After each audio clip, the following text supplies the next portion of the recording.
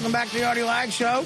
So after that rap I just did about my diabetes situation, we have Rocco DiSpirito here, who's he's one of the best chefs ever, really, and he's become a mad scientist with finding healthy, sugar-free, gluten-free stuff, and he's done some pretty amazing things when he's come here before. He just gave us all these summery drinks. I'm drinking sugar-free ginger ale. Yeah.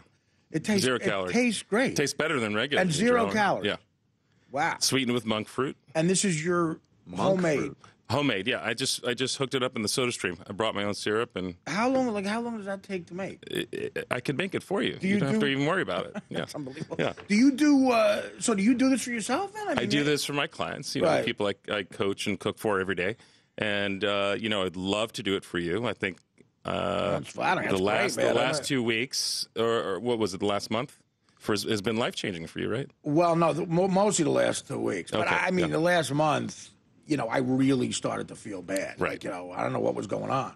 I was going to get blood tests anyway. You said you felt worse than even when you were going through withdrawal, right? When I went into the hospital with this, you could look it up. It's something with a K, but it's like a diabetic coma.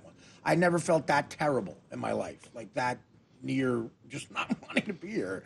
And I was crawling out of I had goose pimples and I was sweating. Yeah. That type of thing. Plus the guy pooping septic stuff. Yeah, well, that's one reason not to go back. And I was in Detroit. Yeah. It was like it was a wake-up call. Yeah. So do you feel like there was an epiphany that something's changed and you're definitely committed to? Anybody who knows me knows I don't get wake-up calls. I tell people I do, and then I go right back to Yeah. This though, I don't want to do that again so bad that I'll do whatever I got to do at this point. Well, the good news is that there are definitely alternatives for a guy like you, someone who's got type 2 diabetes, right? Right now, it's So there's lots of low glycemic foods. I made a bunch of them for you. But before we talk about those, look at this board. First of all, Rocco, you have $400,000 worth of Coke up there. How did you know I used Coke? I figured anybody could use sugar. I don't even think that's exactly what it looks like when you cop blood. Go ahead. So I created this presentation for third graders at a school in Brooklyn. Right. So to show them how much sugar is in there every day, look at the big gulp. It's got 35 teaspoons. They're just killing people. 35 teaspoons of sugar. They're killing people. It's totally murder. It's larcenous. It should be illegal. Sugar is addictive as class 2 narcotics. If you look at a brain on sugar and a brain on cocaine, same difference. I've gone through withdrawals from it. But so a big gulp is literally they should be sued. Yeah, a big gulp is a big glass of murder. Isn't this why we have chocolate milk and so much obesity? Yes, it is. Children absolutely obesity. The reason. I love chocolate milk. Those chocolate milks you just pointed to, ice cold. I got 5 of them. 6 teaspoons of sugar.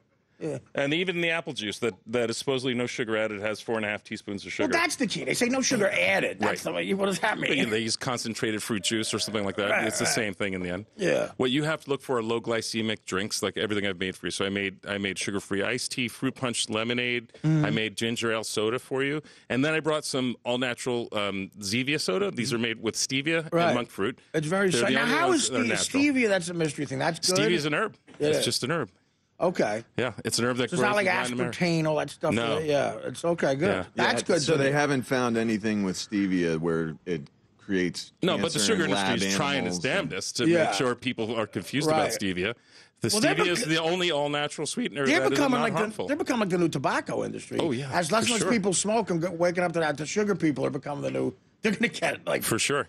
That's got to be coming down the pike. Lawsuits like what happened with tobacco. It's addictive. You're saying it's crazy. The kids are buying those big gulps. I think psychologically more than physically. It's a physiological addiction. Absolutely, yeah. Wow. As much as feel like I felt sweats from not having soda. Like wow. Yeah. By 2050, 1 in 3 Americans will have diabetes, type 2 diabetes. Yeah. 1 in 3. I can tell you right now, it's not fun. Everybody told me I was going to get it when I was young because I just did whatever I wanted, and I was thinner.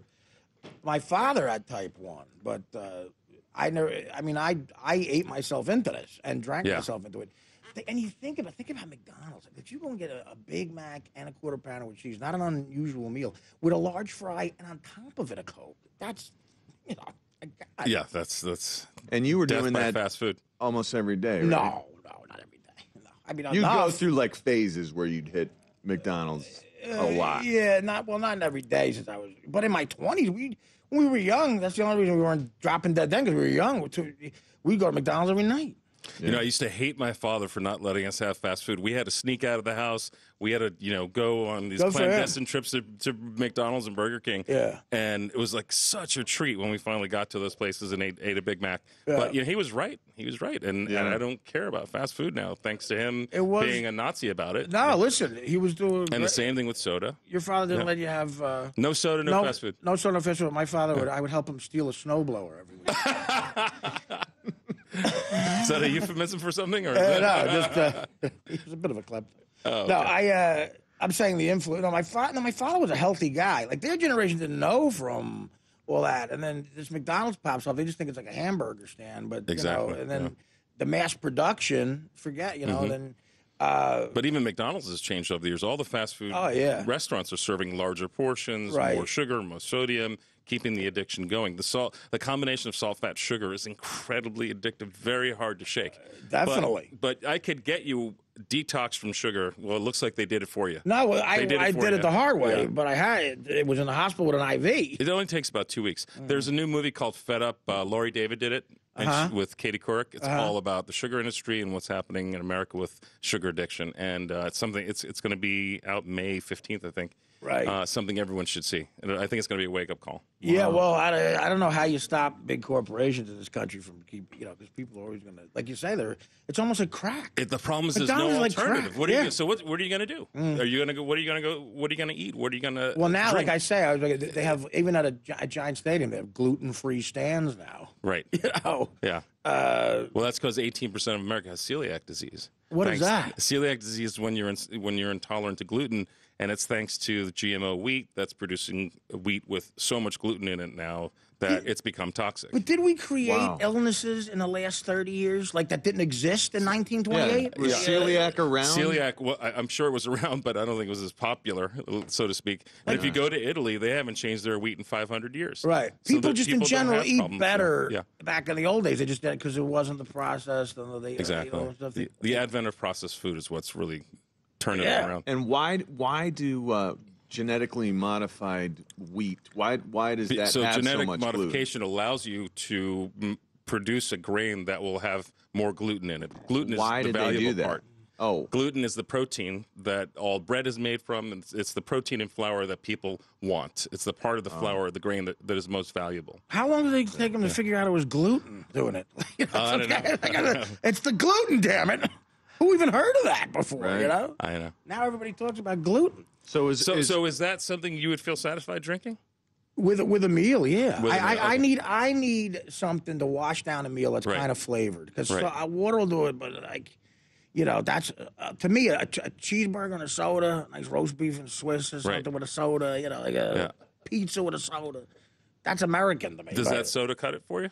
Is that going to work for you? I like this better. You like I would that just better? go to this, yeah. Okay, cool. Well, I can make the cola for you too. What about the chocolate milk? Chocolate milk. It's lactose-free chocolate milk. Yeah, it's made with almond milk and aloe vera. I didn't want you to think I was a homo, so I didn't tell you about the aloe vera. It could also heal your cut on your hand if you put it. I mean, that's healthy stuff, right? Yeah, you can put it on your face. It's like the most aloe vera, yeah. My grandmother had that all the time, too. She would put that on.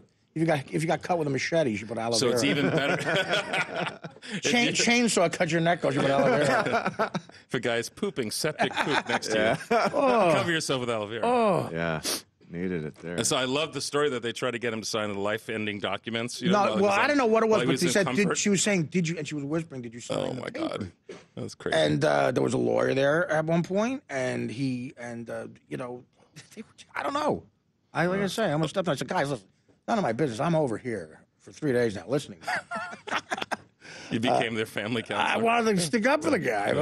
We got to take a break. When we come back, we'll talk a little more about some of this stuff. I mean, listen, I'm living proof of this.